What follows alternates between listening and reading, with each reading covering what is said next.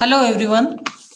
After Diwali आज हम सब यहाँ फिर से असेंबल हुए हमारे ग्रुप टेस्ट थर्ड के इंटरेक्शन के लिए।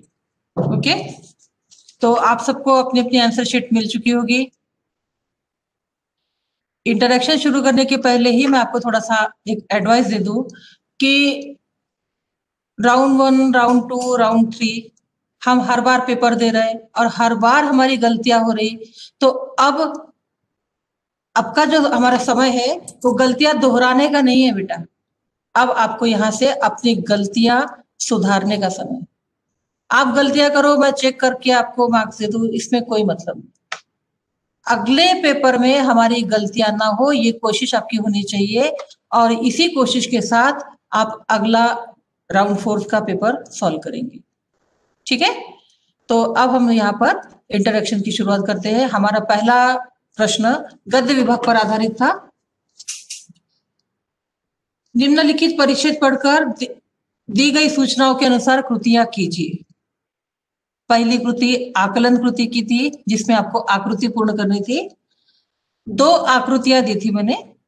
तो पहली आकृति का प्रश्न था, शास्त्री जी ने अपने बेटे से ये प्रश्न पूछे, कहाँ चले गए थे, लेकिन खाने पर गए तो कैसे? और दोनों प्रश्नों के बाद क्वेश्चन मार्क अनिवार्य। दूसरी कृति का प्रश्न था, परिच्छेद में आए गाड़ियों के नाम।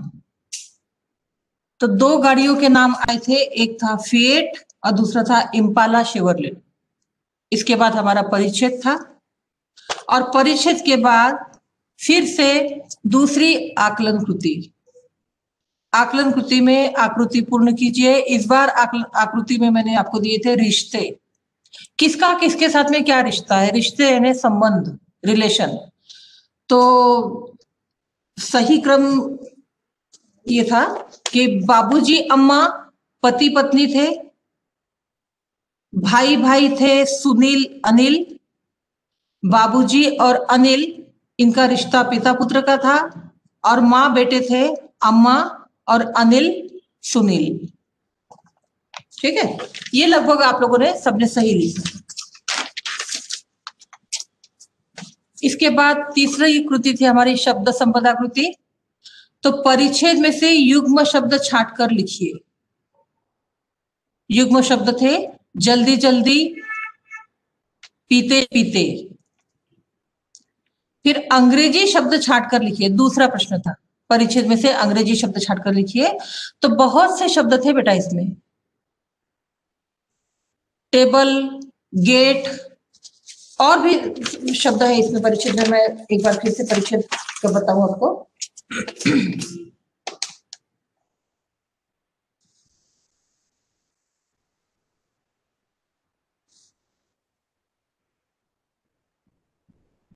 स्टेट गेस्ट, ये भी शब्द हमारा इंग्लिश शब्द ही था। ड्राइवर शब्द भी इंग्लिश शब्द है। एक बात मैं आपको, ये सब मैं आपको इसलिए बता रही हूँ क्योंकि कुछ बच्चों ने क्या किया है कि यहाँ पर भी अंग्रेजी शब्द बोला ना, तो फिएट और इम्पाला शेवरलेट नाम डाला हुआ। जब इस पर एक बार प्रश्न पूछ लिया है तो वही शब्द आप उधर नहीं लिखेंगे। वो गाड़ियों के, यहाँ स्पष्ट मेंशन दिया है प्रश्न कि गाड़ियों के नाम, वो अंग्रेजी शब्द नहीं, वो गाड़ियों के नाम है।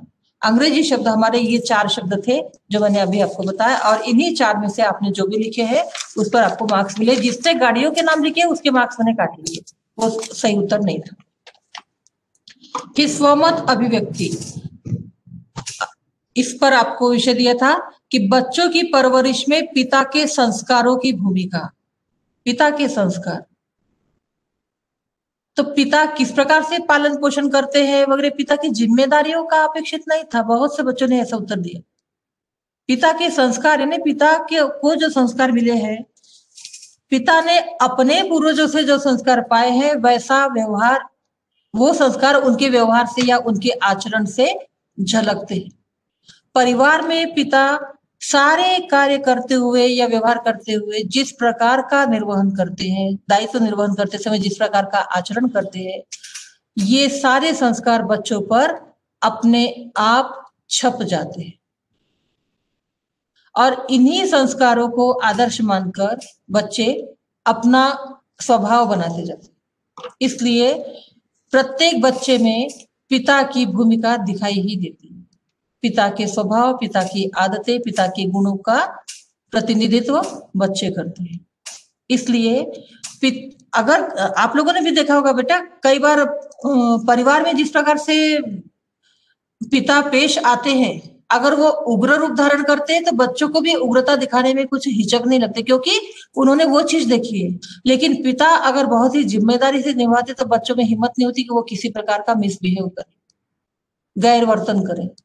तो ये सारे संस्कार हमें पिता से भी, इसलिए परिवार, अब ये बातें हम अभिव्यक्ति में नहीं लिखेंगे, लेकिन ये शब्द तो लिख सकते हैं कि प्रत्येक पिता अपने व्यवहार से, अपने आचरण से बच्चों के मन पर एक अमिट छाप छोड़ जाता है, जो बच्चों का स्वभाव और उसकी आदतें बनाने में सहायक होता है। इसलिए पिता में परिवार, बच्चों में परवरिश करते समय पिता की संस्कारों की भूमिका बहुत ही अहम होती है या महत्वपूर्ण होती है। फिर दूसरा परिच्छेद था हमारा, और उस पर पहली ही कृति थी कि निम्नलिखित वाक्यों को उचित क्रम में लिखिए। ये तो बहुत ही सरल था और ये आप सबने कर दिया। परिच्छेद के ही 4 वाक्य मैंने ऊपर नीचे करके दिए थे और उसको सही क्रम में पहले कौन सा वाक्य है, पर अब इस पर भी मैंने देखा 2-3 बच्चों ने गलत लिखा है, सीक्वेंस उनका गड़बड़ हो गया। तो जहां गड़बड़ हो गई वहीं पर मार्क्स कट गए। एक भी अगर हमारा गलत होता है ना तो दूसरा जरूर गलत होगा, 2 सीक्वेंस हमारे गड़बड़ हो जाएंगे, क्योंकि हाफ मार्क की 4 प्रश्न रहते हैं, 4 वाक्य थे और चारों को ही आपको सही करने थे। तो ये ध्यान रखिए हमेशा कि परिच्छेद के में पूछे गए सारे के सारे प्रश्नों के उत्तर उसी परिच्छेद में तो मिलते हैं। तो हमारी क्या जिम्मेदारी बनती है कि सबसे पहले बहुत ही शांत मन से, इत्मीनान से परिच्छेद पढ़ना, ये पहले हमारी ड्यूटी है। अगर आपने परिच्छेद अच्छे से पढ़ लिया तो फिर हमारी दूसरी जिम्मेदारी आती है कि प्रश्न अच्छे से समझे। समझ रहे हो ना? प्रश्न समझ में आया तो ही हम उस प्रश्न का सही उत्तर लिख सकते हैं। इसलिए अगली परीक्षा में ये चीज ध्यान रखना कि पहले प्रश्न समझ में आना चाहिए, तब हमारा उत्तर बराबर होगा। तो इस प्रश्न पर जिसने गलतियां की, मुझे बहुत नाराजगी, मैं नाराजगी व्यक्त करती हूँ उन बच्चों के प्रति कि सारे प्रश्न, सारे उत्तर परिच्छेद में थे, लेकिन आपने ध्यान से नहीं सुना, नहीं पढ़ा, इसलिए आपने उत्तर सही नहीं लिखा। अगले पेपर में ये गलती नहीं होनी चाहिए। इस प्रकार का अगर प्रश्न आता है तो। इसके बाद फिर दूसरी कृति थी आकलन कृति कि निम्नलिखित परिच्छेद पढ़कर ऐसे प्रश्नों का निर्माण कीजिए जिनके परिच्छेद पढ़कर ऐसे प्रश्नों का निर्माण कीजिए जिनके उत्तर निम्नलिखित शब्द हो। शब्द दिए थे उर्दू और तारों के नक्शे, ये 2 शब्द दिए। उत्तर में ये आना चाहिए। प्रश्न समझिए पहले, परिच्छेद पढ़कर ऐसे प्रश्नों का निर्माण कीजिए जिनके उत्तर निम्नलिखित शब्द हो। कौन से शब्द थे? उर्दू और तारों के नक्शे। तो उर्दू के ऊपर प्रश्न हमारा ये बनता था कि लेखक ने सरोज बहन को कौन सी भाषा सीखने और लिखने का संदेश दिया था। अगर आप परिच्छेद पढ़ते हैं तो ये आपको समझ में आ जाएगा। दूसरा था तारों के नक्शे। इस पर हमारा प्रश्न बनता है कि लेखक ने कंपास बॉक्स क्यों मंगवा कर रखा था। ठीक है। फिर शब्द संपदा कृति, इस पर अनेक शब्द समूह के लिए एक शब्द लिखिए। 7 दिनों का समूह सप्ताह, और शारीरिक रूप से अशक्त या कमजोर, रोगी या बीमार नहीं होगा। इस अर्थ में आए शब्द परिच्छेद में से छांट कर लिखिए। खत, खत का मतलब होता है पत्र, और मानचित्र यानी नक्शा। फिर अभिव्यक्ति कृति, मुझे हर सप्ताह एक पत्र मिलना ही चाहिए। इस आधार पर पत्र की महत्ता 25 से 30 शब्दों में लिखिए। तो वर्तमान का जो युग है, इसमें इसे हम डिजिटल युग कह सकते हैं, संगणक युग कह सकते हैं। संगणक या मोबाइल आने के कारण कागज और पत्रों की उपयोगिता लगभग समाप्त ही होती जा रही है, लेकिन अभी भी कुछ ऐसे क्षेत्र हैं जहां पत्र ही महत्वपूर्ण है। पत्र की लिखी हुई प्रति या प्रत कभी भी नष्ट नहीं हो सकती, जबकि कंप्यूटर या संगणक या मोबाइल में जो हमने लिखा वो हमारा नष्ट हो सकता है, वो नाशवान है। पत्र हम संग्रह करके कभी भी कहीं किसी भी जगह पर हम रख सकते हैं और जब चाहे पत्र को पढ़कर हम उसका आनंद दोबारा ले सकते हैं। लेकिन संगणक या मोबाइल में इस प्रकार का अगर हम संग्रह करके रखते भी है तो वो कहाँ रखा है, क्या उसी खोजबीन करने में एक तो समय ज्यादा लगता है और उतना प्रभावी असर हमारे मन पर नहीं पड़ता जितना हाथ में पत्र लेकर हमें समाधान मिलता है। तो पत्र की उपयोगिता बहुत ही महत्वपूर्ण है। कई ऐसे समारोह होते हैं जहां पर आप कितना भी फोन कीजिए लेकिन जब तक पत्र नहीं आता तब तक लोग जाना उचित नहीं समझते। तो इसलिए वर्तमान युग चाहे भले ही संगणक युग हो या कुछ भी हो, लेकिन पत्र अपना एक विशिष्ट महत्व बनाए हुए है। मेरा स्पष्ट रूप से ऐसा मानना है कि भावों को अपने विचारों को भावों के द्वारा दूसरे तक पहुंचाने का सशक्त माध्यम पत्र ही है। पत्र ही एक ऐसा साधन है जिस पर हम अपने कलम के द्वारा हृदय की सारे भाव तरंग, हृदय की सारी तरंगे हम शब्द रूप में व्यक्त कर सकते हैं। ठीक है, तो यह हमारी पत्र की महत्ता है। दूसरा विभाग था हमारा पद्य विभाग। इसमें शब्द दिए थे, इनके लिए परिच्छेद में से छांटकर वो शब्द लिखने थे, उस अर्थ में आए। तो इन शब्दों के लिए पद्यांश में प्रयुक्त शब्द लिखिए। हवा, हवा के लिए शब्द था मारुत। कुपुत्र, कुपुत्र के लिए परिच्छेद में शब्द है कपूत। घना, निबिड़, सूर्य, पतंग, ये चार शब्द, इनके चार अर्थ परिच्छेद में पद्यांश में हमको मिल जाते हैं। फिर शब्द संपदा कृति, भिन्नार्थी शब्द का अर्थ लिखिए कुल। मैं इस पर बेहद नाराज हूं, ये मैंने कई बार आप लोगों को अलग अलग पाठ में या काव्य में आया तो मैंने हर बार अलग अलग बताया और बार बार इसको दोहराया, फिर भी जो गलती होनी थी वो आप लोगों ने कर ही दी। केवल 2-3 ही पेपर मुझे ऐसे मिले, 2-3 आंसर शीट मुझे ऐसे मिली जिसमें इसका सही उत्तर लिखा है, बाकी ऑलमोस्ट सबको हाफ मार्क या 0 मार्क ही मिले। ये हाफ मार्क ही आपके टोटल पर असर डालते हैं। भिन्न यानी अलग अलग, कुल शब्द के 2 अलग अलग अर्थ लिखने थे।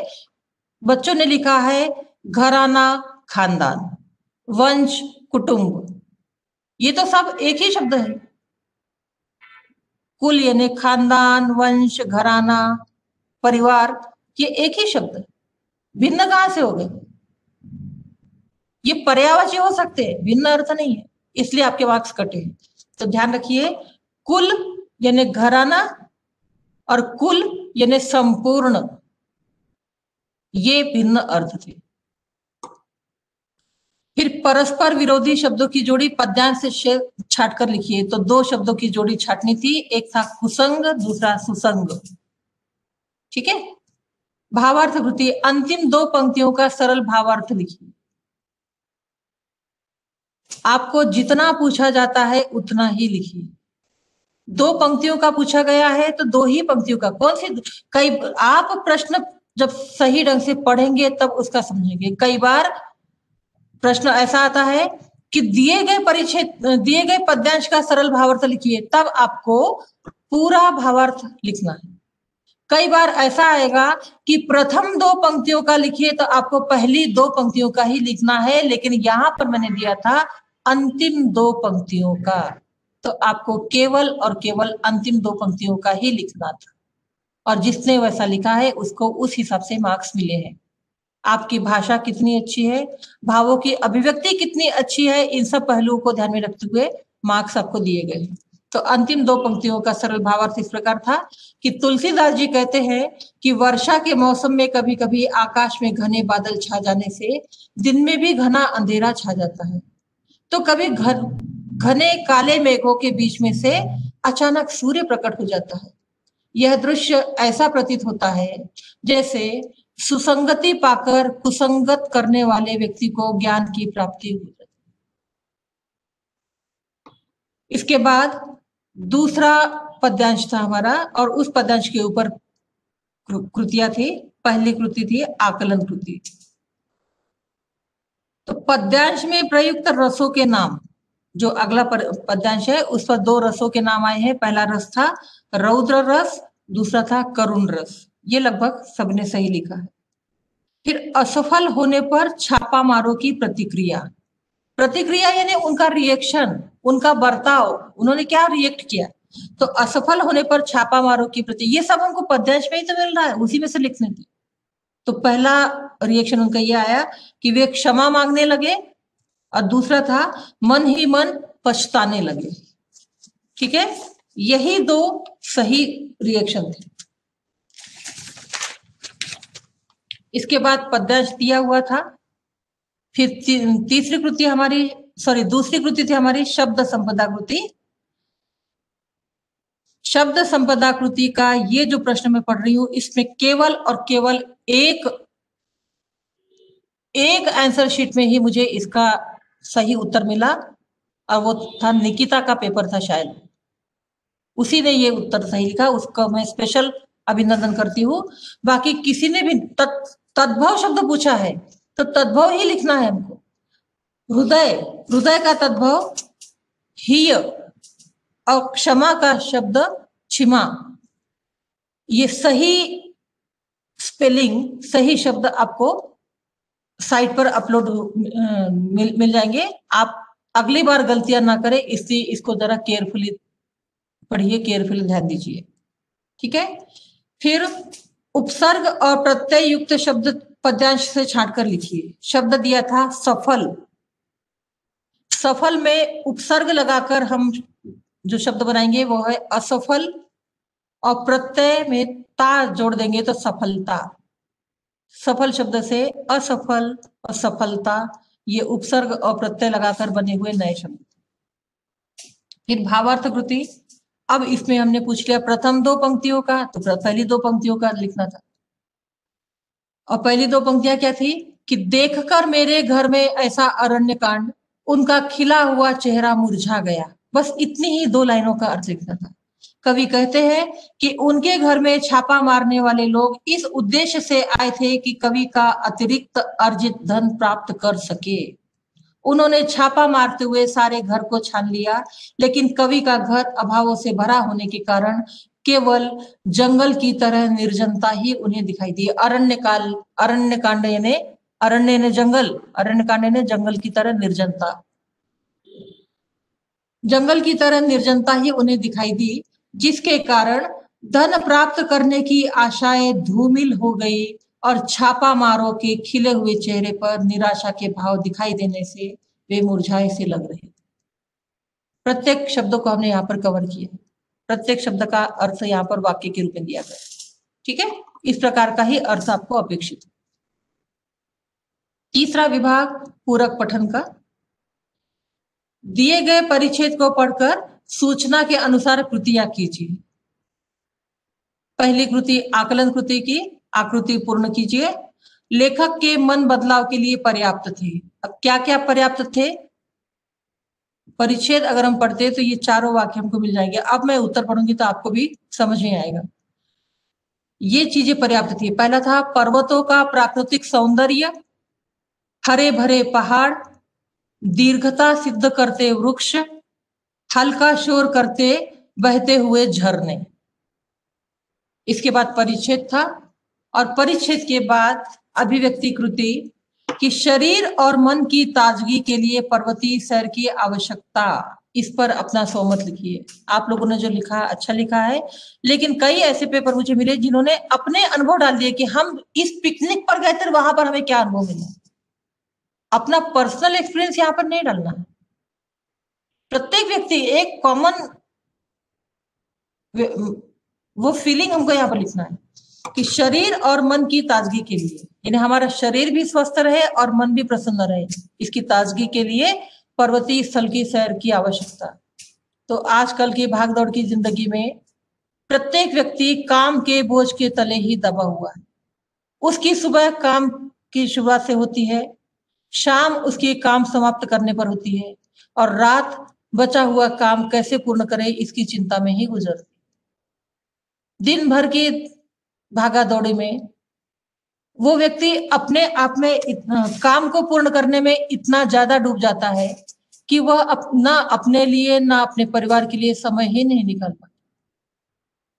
रोज रोज जब इस प्रकार के काम के बोझ के तले वो जीता है तो उसे अपना जीवन कभी कभी नीरस या बोझिल सा लगने लगता है।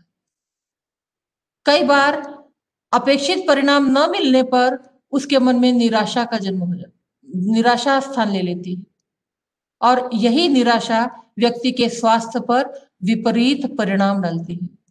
इसलिए जब कभी भी हमें थोड़ा भी अवकाश मिले तो काम के समय से कुछ समय अतिरिक्त निकालकर हमें पर्वतीय स्थल की सैर कर आना चाहिए। प्राकृतिक वातावरण में रहकर हम अपने आप को न केवल ताजगीपूर्ण महसूस करते हैं बल्कि हमारा मन भी प्रसन्न हो जाता है, और जब हमारा मन प्रसन्न होगा तभी हम किसी काम की शुरुआत बहुत अच्छे ढंग से कर सकते हैं। तो मैं इस बात से पूर्णतः सहमत हूँ कि पर्वतीय स्थल की सैर करने से न केवल शरीर बल्कि मन भी प्रसन्न हो जाता है। ठीक है। चौथा विभाग था भाषा अध्ययन। इसमें भाषा अध्ययन का पहला प्रश्न काल परिवर्तन था, और ये सबका सही नहीं हुआ है। प्लीज बच्चों इसकी अधिक से अधिक प्रैक्टिस कीजिए। हमारी कहाँ गलती हो रही है थोड़ा सा ध्यान दीजिए। पहला जो वाक्य था, करामत अली घर से बाहर चला जाता है, अपूर्ण भूतकाल में बदलना था। मैंने हमेशा आपको बताया जब कभी भी वाक्य बदलना है तो हमें क्रिया को ध्यान देना पड़ेगा, क्रियाओं में परिवर्तन होता है हमेशा। तो जाता जाने की क्रिया है, और फिर नियम के हिसाब से हमें वहां पर शब्द फिट करना है। तो करामत अली घर से बाहर चला जाता है, अपूर्ण भूतकाल में बदलना था, तो ये सही उत्तर ऐसा होगा कि करामत अली घर से बाहर चला जा रहा था। ठीक है। दूसरा वाक्य था, वे बाजार से नई पुस्तक खरीदते हैं। सामान्य भूतकाल का, सामान्य वर्तमान काल का ये वाक्य है, इसे बदलना था सामान्य भूतकाल में। सही वाक्य सही उत्तर ये है कि वे बदल जाएगा, वे की जगह उन्होंने आ जाएगा। उन्होंने बाजार से नई पुस्तक खरीदी, पूर्ण विराम, सामान्य भूतकाल। फिर से बता दूं, वे बाजार से नई पुस्तक खरीदते हैं, सामान्य भूतकाल में परिवर्तित इस वाक्य बनेगा उन्होंने बाजार से नई पुस्तक खरीदी। तीसरा वाक्य दिया था, सातों तारे मंद पड़ गए, सामान्य वर्तमान काल में बदलना था। सही उत्तर है सातों तारे मंद पड़ जाते हैं। ठीक है। इसके बाद निम्नलिखित वाक्यों में से किसी एक सहायक क्रिया को पहचान कर उसका मूल रूप लिखिए। तो क्रिया, दो वाक्य दिए थे, उसमें से आपको सहायक क्रिया पहचाननी थी और उसका मूल रूप लिखना था। पहला वाक्य था, उन्होंने श्रम और श्रमिक की प्रतिष्ठा कायम करने के लिए किया। तो किया सहायक क्रिया थी और उसका मूल रूप था करना, किया करना। या फिर आपको दूसरा वाक्य देखिए, उसमें से लिख सकते थे आप कि 2 मिनट में गाड़ी आकर दरवाजे पर लग गई। तो सहायक क्रिया है गई और उसका मूल रूप है जाना। ठीक है। फिर पांचवा विभाग था हमारा उपयोजित लेखन, और इस बार उपयोजित लेखन पर आपको दी गई जानकारी के आधार पर विज्ञापन तैयार करना था। विषय दिया था कोरोना रक्षक मास्क मुखाच्छादन जिसको हम बोलते हैं। तो इस पर हमको लिखना था, ये मास्क के बारे में हमको विज्ञापन तैयार करना था। ये 3 बातें इसमें आना चाहिए थी, विशेषताएं, संपर्क और ईमेल, यानी ये कहाँ कहाँ पर उपलब्ध है उसके आपको पता आपको देना है। विशेषताओं में इसकी क्या खूबियां है, कितना प्रभावी है, और ये कहाँ कहाँ पर उपलब्ध है, इसमें क्या प्रलोभन है, ये सारी चीजें विशेषता में आ जानी चाहिए। तो ये विज्ञापन आपकी कल्पना शक्ति को बताएगा, आपके वाक्य रचना आप किस प्रकार से कर रहे हैं उसकी भाषा शैली बताएगा, और उस हिसाब से आपको मार्क मिलेंगे। ठीक है, तो यहाँ पर हमारा राउंड 3 का इंटरेक्शन कंप्लीट होता है।